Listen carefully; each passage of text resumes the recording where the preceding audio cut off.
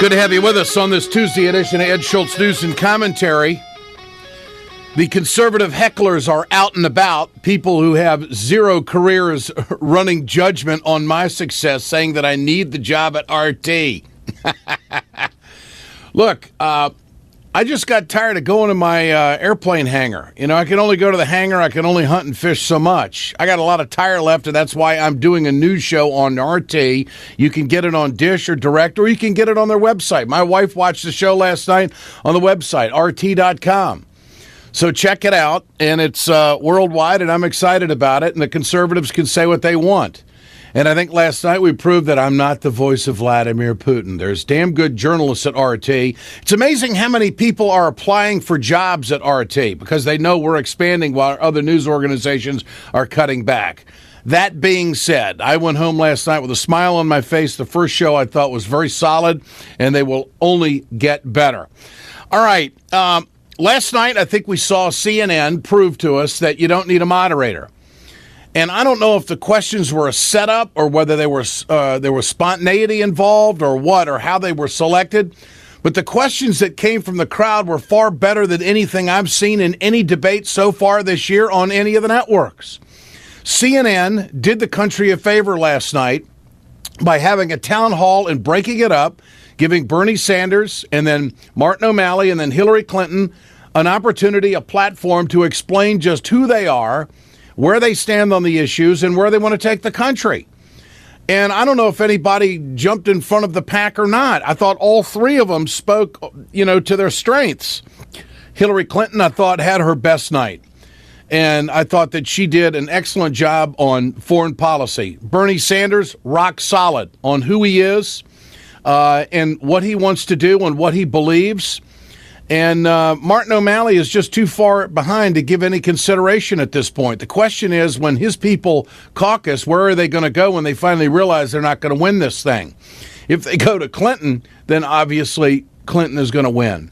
So I think that Sanders is going to have to peel off some of these people or have an overwhelming showing at the caucus events around Iowa next Monday night. But I tell you, CNN hit it out of the park with the way they did it.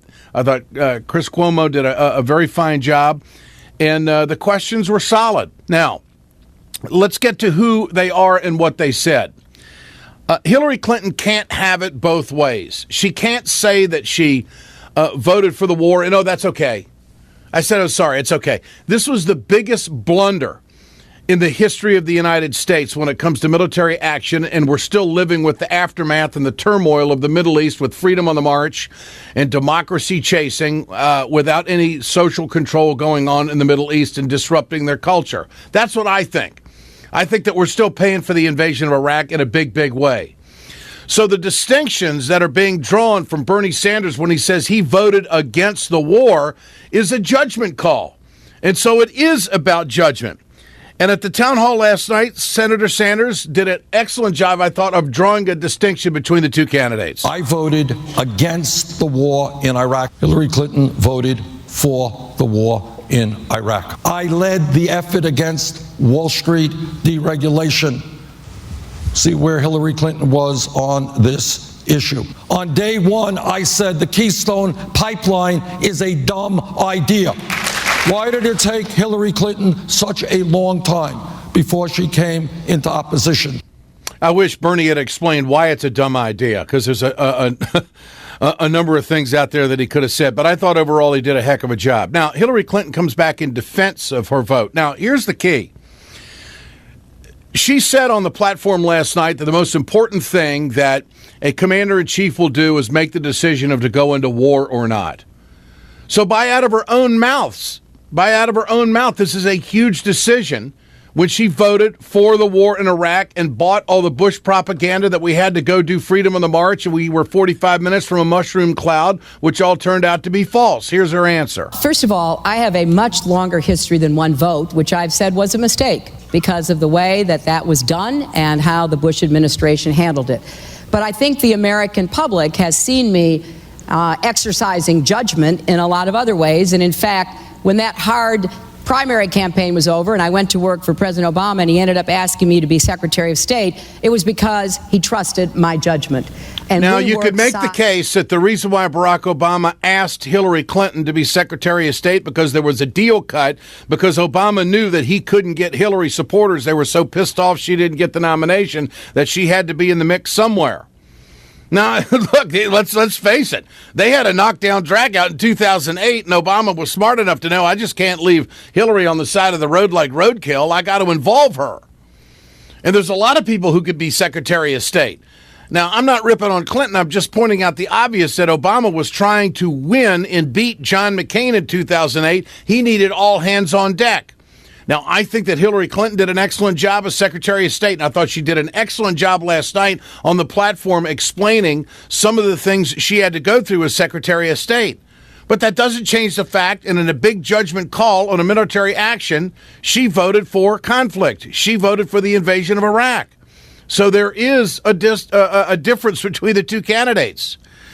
She was asked this by a questionnaire in the crowd last night. I've heard from quite a few people my age that they think you're dishonest. I've been on the front lines of change and progress since I was your age. I have been fighting to give kids and women and the people who are left out and left behind the chance to make the most out of their own lives.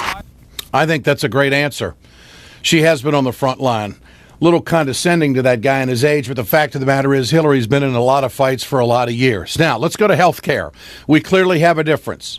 Bernie Sanders said last night he would raise taxes on those on Wall Street. And what he's talking about is that he would have a transactions tax on anything that's speculated on Wall Street. And that would pay for health care. He said this about his health care plan. So it's demagogic to say, oh, you're paying more in taxes. Let's also talk about we are going to eliminate private health insurance premiums and payments, not only for individuals, but for businesses as well. Oh, wow. I'm sitting at home saying, go, Bernie, go. I can tell you that Ed Schultz Broadcasting forks out about $3,000 a month when it comes to health insurance for the folks that I work with, okay? Now, if that's eliminated, I'd be certainly glad to be paying for that when it goes to universal health care, to see my taxes go up and also to see Wall Street get taxed. Look, this is going to be a knockdown drag-out in a campaign event in Iowa yesterday. Hillary talks about how supporters are going to have to go back and forth. It's head and heart. Here it is. They'll say, I'm undecided. I'm trying to make up my mind, and I can't decide. And sometimes I'm for you, and sometimes I'm for Senator Sanders, and then I'm for you. And I feel like a lot of the voters are like in the pinball machine. They're getting knocked around, going back and forth. But isn't our debate so much better than what the Republicans are serving up to the people of Iowa? Yeah, but their debate's entertaining and yours isn't. I mean, does it get... I thought that was a good answer by Hillary, by the way.